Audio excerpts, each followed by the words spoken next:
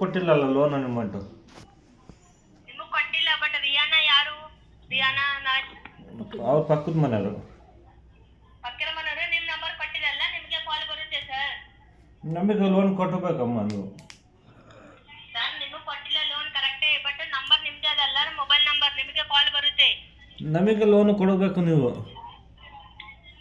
ಅದೇ ಸರ್ ಬ್ಯಾಂಕಿಗೆ ಹೋಗಿ ಮಾತಾಡಿ ಕೊಡ್ತಾರ ಅವರು. ಅವ್ರ ಇದ್ರು ಕಾಲ್ ಕೊಡ್ರಿ ಸರ್ ಅವರಿಗೆ.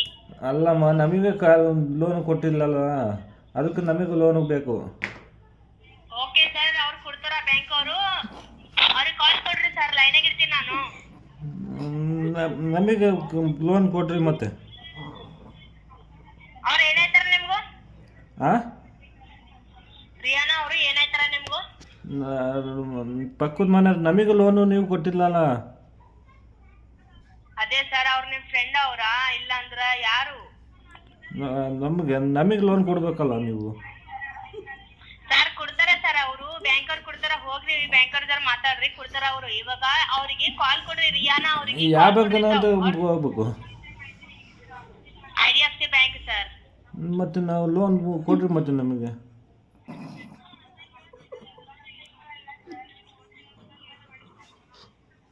ಸರ್ ಅವ್ರಿಗೆ ಕಾಲ್ ಕೊಡ್ತೀರಾ ಇವಾಗ? ಇಲ್ಲ ಅಂದ್ರೆ ಅವ್ರ ನಂಬರ್ ಕೊಡ್ರಿ, ಕಾಲ್ ಮಾಡ್ತೀನಿ ನಾನು ಅವರಿಗೆ.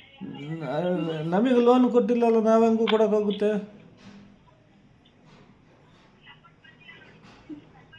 ನಮಗೆ ಲೋನ್ ಕೊಡ್ರಿ ಮತ್ತೆ ನಾವು ಕೊಡ್ತೀವಿ. ನಿಮ್ಮ ಹೆಸರೇನು ಸರ್? ನಾವು ಸಲೀಮ್ ಅಂತ.